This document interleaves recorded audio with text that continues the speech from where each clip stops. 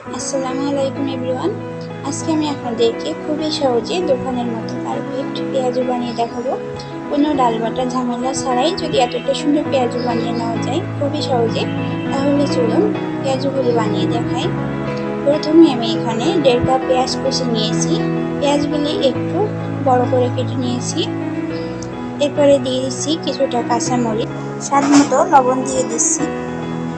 পেঁয়াজগুলি মরিচের সঙ্গে খুব ভালোভাবে মেখে নিতে হবে নরম করে।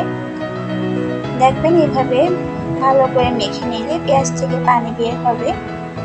পেঁয়াজগুলি আমার খুব ভালোভাবে মাখা হয়ে গিয়েছে। এরপরে দিয়ে দিচ্ছি 1/2 টেবিল চামচ আদা বাটা, 1/2 টেবিল চামচ হলুদের গুঁড়া,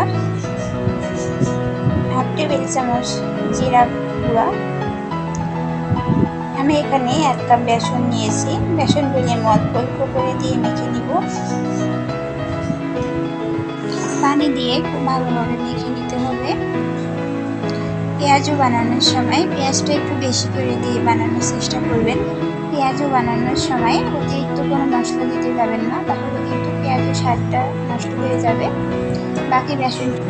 বাকি বেসনটুকু দিয়ে আমি আঠালো করে মেখে নিয়েছি, দেখতে পাচ্ছেন।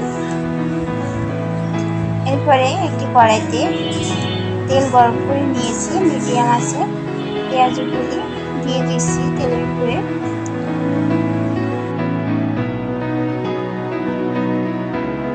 চুলার আঁচটা মিডিয়ামে রেখে একটু সময় নিয়ে ভেজে নিতে হবে, তা না হলে উপরটা কালার আসবে কিন্তু ভিতরে কাঁচা থেকে যাবে, খেতে একেবারে ভালো লাগবে না। একটু সময় নিয়ে ভেজে নিলে দেখবেন পেঁয়াজগুলি খুবই ক্রিস্পি হবে আর খেতে খুবই ভালো লাগবে।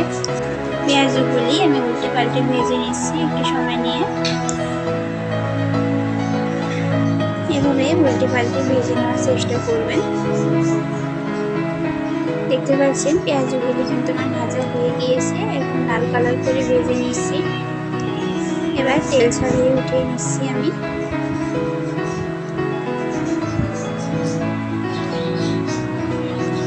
একইভাবে সব পেঁয়াজগুলি আমি ভেজে নিব।